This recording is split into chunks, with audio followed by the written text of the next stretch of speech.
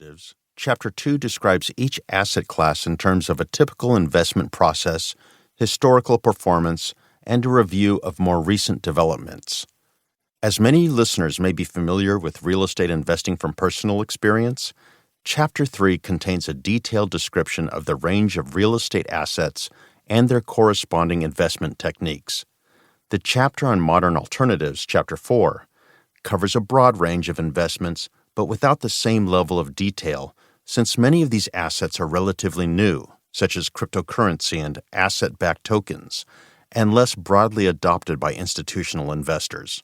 Finally, Chapter 5 provides background information on the process of portfolio management and explains the important contribution that alternative investments can provide for both institutions and individuals. The appendix continues the topic of Chapter 3, Real Estate, in more detail. It is important to acknowledge that since human creativity has resulted in a wide variety of investments around the world, this book is not intended to cover an exhaustive list of assets. For example, many listeners will have heard of SPACs, or Special Purpose Acquisition Companies, which became a sensation among retail traders during the COVID-19 lockdowns of 2020 to 2021.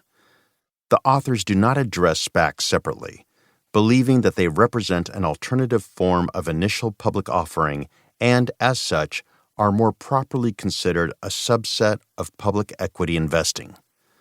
The long list of niche or country-specific opportunities that are not addressed here includes tax lien investing, billboards, etc., United States, favorable tax treatment for treasure hunting, UK, reselling certain qualifying insurance policies, Singapore, favorable tax treatment for conversion, restoration of certain classes of property, Germany.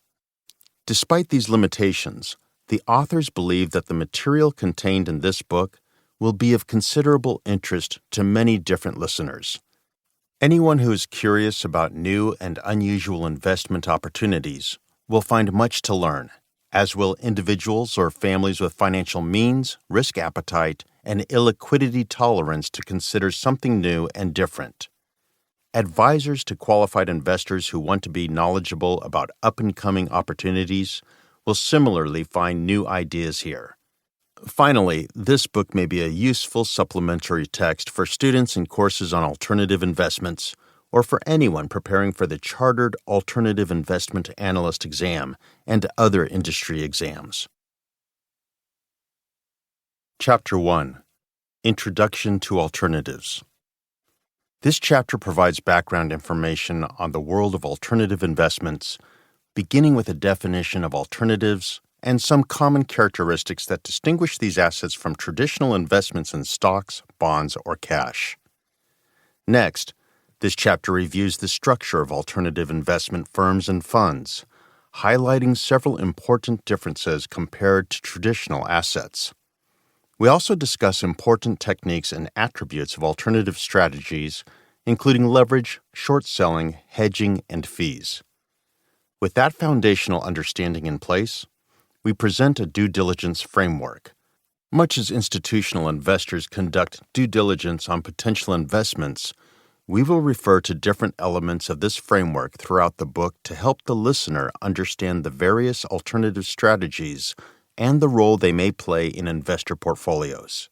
Finally, we discuss in brief two issues of more than passing interest to investors in alternatives: regulations and performance measurement. Both of these topics are more complex than can be addressed in this book, so we will limit our material to a few of the most important differences between alternatives and traditional investment products. 1.1. What are alternatives? Ask someone on the street about investing, and the answer will likely refer to stocks or maybe bonds. Together with cash, these constitute the traditional financial assets and are accessible to individuals through direct purchase, buying shares of stock, or through funds, i.e., mutual funds in the United States, unit trusts in Europe. In many countries, these assets are closely regulated to provide individual investors with certain protections against fraud and bad actors. Typical regulations require standardized disclosure of financial